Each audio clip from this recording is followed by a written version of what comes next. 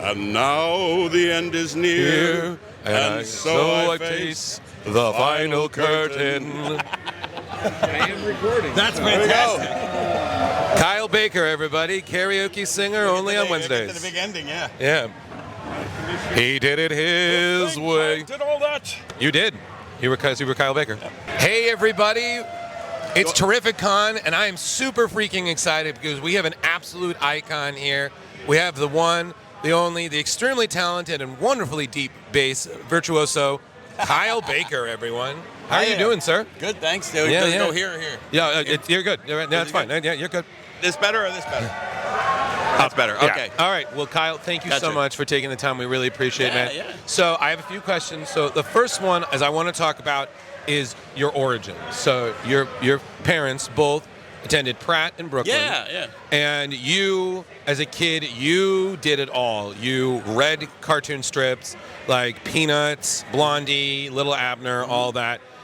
You were a fan of Jack Kirby, Norman Rockwell, Jack Davis, and you drew the characters. You made flip books. You did little movies, King Kong with the planes and all that.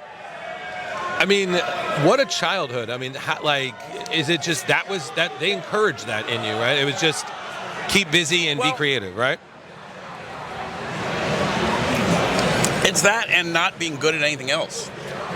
No, I'm serious. I mean, I've tried other things. You know, I'm 60 years old, so every couple of years you're like, well, maybe I should try this. Or I tried teaching. I tried computers. You know, and I'm just, I don't know. It's the way I'm built is. Hey, I'm just good at making things. Was any of that your favorite? Because I'm sorry, just the fact that you made like flip books, like little flip cards. Well, I was really into animation. You know, I really liked Disney as a child. Right. You know, Donald Duck and stuff. But the more research I did, because I was very fortunate. My dad was in advertising. Right.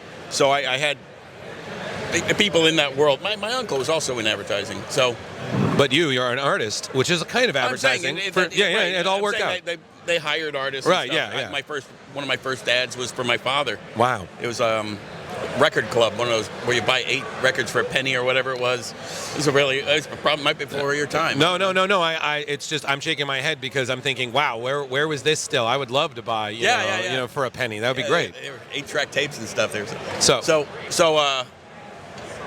you know, the more research I started doing about like not the comic book, but the animation world, I realized I wasn't going to like it if I did, you know, because, you know, you're a cog in the machine. Right. Disney workers are always going on strike. Right. And, like, everybody's bitter.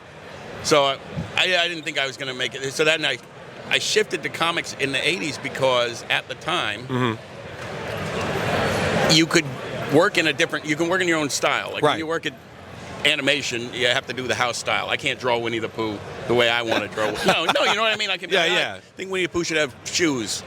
You'll get fired. Yeah, but shoes or pants. I mean, God. But if you're at DC and you say, hey, maybe we can give Superman a short cape or, you know, give him some weird boots or, you know, give him a white suit or something, they'll let you try. Yeah. Okay. And you can also, the other thing was you could put your name on the thing. Where nobody really knows who's drawing Winnie the Pooh. Right. It's Mike Royer, by the way, but nobody knows who's. I had no idea. Yeah, Mike Royer is like, I think he's still doing it. He does Winnie the Pooh merch. You know Mike Royer? Yeah. DC Comics. Yeah. And so, at the time, that's why I did that. And I also newspapers. You could still become rich in the newspapers. Right. So, like at comic books, I wasn't really looking at except as a way to be. You could be left alone and be creative. Okay. You couldn't really make a lot of money. We didn't have comic book stores back then. Right. It was just at the candy store and the drugstore, you know. Yeah. And so, Yeah, and then speaking of comic books, I mean, your senior year of high school, you intern at Marvel, right? Yeah. And that is just crazy because, you know, I think you got it because you knew somebody there, right? The guy was leaving. Yeah, my friend Nelson, I went to school with, was quitting. And they liked him. He was good, and they said anybody from your school is okay. And I was trying to at the time I was trying to be funny. Right. So I hadn't been looking at Marvel or DC. Right. I tried to get into Mad, and I couldn't get into Mad. Oh, okay. And DC didn't have an internship. I don't remember. Somehow I didn't get into. But he knew that I was looking. Right. And this is kind of a tangent. Oh no, you're fine. You're I You do recently tangents gave all the my time. daughter some advice because she was looking for a job. She just graduated. Right. And she was looking for a job. And she had her sister had like put her in for a driving job, but she had like just gotten her license. Right. And so I said, well, you're probably not going to get it, but like show up and like be good at the interview and be personable and interested Right, of and course. be on time and stuff. And they'll say, okay, she can't drive, but we like her and we'll find something else for her to do. Right. And it just to let people know you're in the game, you know. Right. So I don't remember how I got on that, but Yeah, it was that idea of just being around and being in it. Right. That people said, well, and then you were like a background assistant for Josef Rubinstein. yeah, Rubenstein Right. and Vinnie Coletta. Vinnie which Coletta was a and real Andy education, yeah. Munishki. That's right, Mushinsky. Yeah, Mushinsky. And then you also, Walt Simonson, Yeah. the late great Jim Shooter, Al Milgram, Larry Hannah, Hama, sorry. Yeah. Hama, all gave you storytelling, an artistic device, and you even took like photocopies of John Buscema's work to practice inking. Yeah. So you're at a great time in Marvel. There's so much that. What was that like working with all of them? And was there anything particularly that you remember really stuck out that struck a chord in you? Well, it was, again, I was learning at the time and was really, didn't have my sights on Marvel. Right. Again, there was no movie. They Yeah. weren't making a lot of money. They were kind of struggling. Marvel. And again, what I liked about them was they left you alone. Right. But it was also at the time where everybody kind of started their career. Right. Like, at the time, I was like I'm still friends with, but at the time, Bill Sienkiewicz and I used to kind of talk to each other and gravitate towards each other because we were both trying to get out. Right. Like, the guys we looked up to were guys like Neil Adams and Jack Davis. Right. Who got out, and Bernie Wrightson. I'm going to get out like Bernie. No, and everybody, so it was just, I was there to get my portfolio together. Right. And I, again, thought I was going to go into the newspapers and become, a millionaire doing peanuts, something like that. Yeah. No, well, I mean, you did comics, but you also had a little bit of time in animation, PET, do a lot of MTV, animation, some stuff in Looney Tunes. Yeah. But I'm a Phineas and Ferb fan. Yeah, So, writing and storyboarding, you did Candace Loses Her Head, and The Mummy. Are You My Mummy? So what was that like? Because if I'm correct, and a good friend said this, one of your episodes, I think it's the Are You Mummy, is one of the ones where you actually reference things that are in the theme song. Right? Could be. Okay, good. I'm sorry. There's a real process that goes through. The thing about Disney is that what happened with, I know one of those episodes, and probably both episodes, Right. was, you work out your board. Like I did the first pass. I did the whole board and I wrote the whole story, and then it went to the other writers to kind of punch it up. Then it goes to the executives. Right. And so the executives have all these executive-y notes, like dumb stuff. I'm going to say dumb. What the hell? I don't care. Yeah, you can curse. It's fine. No, they're going to fire me. But No, yeah, you'll be fine.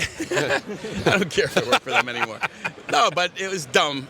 It's like they have a checklist or whatever. These Disney kind of. I just remember one note was, I think it was a Mount Rushmore episode. They wanted to see where the parents were, and I said the parents are boring and nobody cares about the parents. They're like, no, we have to see him like parking the car, and we had to do like a whole. It's that moment of realism. Like, where are the parents the whole time? It's like Home Alone. Like, they who have cares? like these kind of weird things that have to happen in a Disney show. Well, yeah. And there might be like government regulations, like you have to have a certain amount of educational content. No, I'm serious. They have like. No, yeah, I believe you. So basically, when all the notes come in, the actual show, I remember they said, "Here's the problem now. The show with all the studio notes is 20 minutes long. Right. And the actual show is supposed to be 11 minutes long. Right. And we can't cut any of the studio notes. So we have to cut something. Right. You got to cut your 11 minutes out, basically. Oh, no. So, I mean, there's a lot of stuff of mine in there, but it's very corporate. Oh yeah, but I mean, it still was a great episode, and what a great show. I mean, they're coming back and everything, and it was fun. Yeah. So. Yeah, I haven't been invited back, but okay. Oh well, give it time. But another thing I wanted to bring up was Truth. You worked on that with Robert Morales. You have 7 issues. Yeah. You have this story that parallels what happened with the Tuskegee experiment, and you introduce Isaiah Bradley, You know, so what was that like working on this, and how did you feel seeing the character, I mean, Falcon Winter Soldier, and portrayed by Carl Lumbly, who is at the con? Oh boy. He's very nice. I met him. Uh-huh. I haven't seen the shows or the Okay. movie. Okay, that's fine. I got 3 girls and 1 boy. Okay. And so I see whatever they want to see. Right. So, like, we've been going to Minecraft and Barbie and like, girl movies. Right. And so I can't get anybody interested in, like, boy movies. Yeah, so you're like, let's go see this, and you're like, no. Yeah, I haven't seen, like, You just get Mission shot Impossible. down. I haven't seen that one because I want to see it, well, the boy movies. Well, I will say this, you know. But anyway, sorry, yeah. we were talking about Captain America. Yeah, So yeah, I yeah. did Captain America as a favor to my friend Bob. Mm-hmm. As a rule, I don't like Marvel. I don't like Disney. Mm-hmm. They're not a good place to. Okay. You're not going to make any money, and Right. it doesn't work out well for anybody. Okay. Again, the thing I always say is they didn't pay the guy that drew Mickey Mouse. They're not going to pay you. Okay. Okay, Scarlett Johansson, the star of literally the biggest movie of all time at the time. Right. Maybe it's been top, but she was literally a star of the biggest movie of all time, had to sue to get her money. If they won't pay the biggest star of all time, they're not going to pay you. Right. So you know that going in. Right. So I just did it as a favor to my friend Bob. Like, again, Right. I'm not complaining because Right. But just matter of fact. you know, it's like, you know, I wouldn't walk through Harlem flashing diamonds. I mean, you deserve what Yeah, you get of course. if you do that. Right. You know, You're not going to walk out with $100 bills out of your butt. Yeah. I'm not going to cover myself in blood and jump in the ocean, shark infested water. No. So it's that. I did it as my. I thought it was a fun idea. My friend Bob had been working, and we had done a lot of work together. Right. For magazines and stuff. So it was just. To maintain our relationship, Yeah. basically. But I generally don't like to work for Marvel. Okay, no problem. All right. And so I was moonlighting at Warner Brothers. I was doing Warner Brothers Looney Tunes back in action movie. Right. During the day, I would go home because we rented a place in like 2 blocks away, so I could do this. Right. I'd go home, tuck the kids in, like have dinner, tuck the kids in, and then come back and work on Captain America all night. That's great. Using Disney resources. No, using Warner Brothers resources. Right. Their equipment and everything. And so that's how at the time. Right. And I because I don't really work for Marvel or DC a lot, I don't keep up with what they're doing. Right. And so I thought I did a good job until I saw what was being published at the time. Like again, I'd worked with Bob on a lot of stuff. Right. And we had sort of a style and a routine and stuff. And it was mostly like music-oriented magazines, Right. like Vibe and Spin. And Right, yeah. And it was a very graffiti-type style because I was doing a lot of hip-hop album covers Yeah. and stuff. So it was trendy at the time, Of course. the 90s, you know. Hey. No, I mean, if No, you I know. look at it and now, no, you'd be no. like, No, hey, listen. But at the time, that was like hot. Yeah. And so I just figure, oh, that's what they want. You know, that's what usually when somebody calls me and Bob, that's what they want. I give them that. I go to the comic book store to pick up my comic when it finally comes Right. out, and I look at what else is on the shelves, and I'm like, oh my gosh, the style has changed since Yeah. 20 years ago or whenever Right, yeah, when I was doing it. You know, I was trying to do like a Marvel, like a Kirby style, Right, like right. the character has those poses and Yeah, very big distinct. square fingers and stuff. Yeah, I was trying to make it look like an old Yeah, of Kirby course. comic. So I was like, all right, this isn't gonna, people aren't gonna like it, and they didn't like it at the time. So it's kind of interesting to get to the answer to your question, that 20 years later, people actually like it and want autographs and stuff, because I didn't get a job from Marvel for like 7 years after that. Like, people really hated it. Like, Oh, man, if I'm you look sorry. it up, I don't know if it's still No. online, but people really hated it. Oh, man, I'm sorry. No, I thought it was great. I didn't care. I didn't, know, you know. I know. I'm just saying. Yeah. So the last question I have is I'm extremely familiar with your work. I mean, I love the stuff you did with Deadpool, but I loved your contribution to Wednesday Comics. Okay. Hawkman. Oh, yeah, that was fun. I love that. And of course, I would be remiss if I didn't bring up your award-winning Plastic Man. Thank you. So, in terms of those, what made you interested in either project, and what did you feel were the greatest challenges, and how did you overcome them? Plastic Man was it was kind of their idea. I had been doing, I mostly like to do the creator-owned stuff. I like doing my own characters Right. and everything like that. But they had this idea, somebody at DC had the idea of, let's let Kyle do a character At the time, I don't know if it's still this way, but at the time they had a good run with people like completely changing characters, Right. like Sandman or Yeah. Batman or Daredevil or Thor, just completely gutting them and rebooting them and doing a good job, which is just basically a way to get you to create a new character that they can own the copyright to. Right. Like Neil's Sandman has nothing to do with Kirby's Sandman. Right. But you get to use the name, and then now you get nothing. But so they said you could do, but it's got to be an unpopular character. and so they wanted me to do the Creeper, and I read some Creeper. I couldn't do it. I love Steve Ditko, but I couldn't figure out how to make it work. Right. But I had just done an Alan Moore Splash Brannigan story. And Splash Brannigan was a ripoff of Plastic Man. Right. So having done that, I said, I think I could do a good job on Plastic Man. So I ended up doing it. And I might have had like 3 kids by that point. So I was trying to do something steadier. Right. And so I think that lasted for like a couple of years. Yeah. And that was the main impetus, was the steadiness of it. And then what was the other thing? It was Wednesday Comics. Wednesday Comics. So that was... I might be getting the timeline wrong, but I don't think so. After Disney bought Marvel, like the main thing I liked about DC was that they left me alone. Right. Because they have really deep pockets. Yeah, yeah. And so they're making their money off of like the merchandise. For real. Yeah. That's where the money is the Superman trade. So they're making billions and billions. So they can experiment with these weird little books. So they left me totally alone, which is what I loved. And again, I had creator ownership and stuff like that. Yeah. They didn't really care. But after Disney bought Marvel, Marvel started kicking Disney's ass. Right. Because now they like had some money behind them. But before that, like DC dominated everything. They had Batman movies and Marvel just couldn't get in the stores. They couldn't get a Happy Meal. They couldn't get anything going. They were going bankrupt. Right. So DC changed their policy. They were like, okay, we can't do creator-owned work anymore. Right. We're going to run our place like Disney. Okay. And so I said, well, then, okay, I'm not going to make up any characters. Right. I'll just do your characters. Yeah. I don't mind work for hire. I just don't like making things up. Yeah. And then seeing them on TV and not getting paid for it. Yeah. Yeah. So I was like, I'll do Hawkman or something like that. Yeah. So great. Hawkman was because they said you can do any character except the good characters. Superman, Batman, Wonder Woman. You're never allowed to do those. But and you can't do Plastic Man anymore. I was not allowed to do Plastic Man no for more many Plas. years.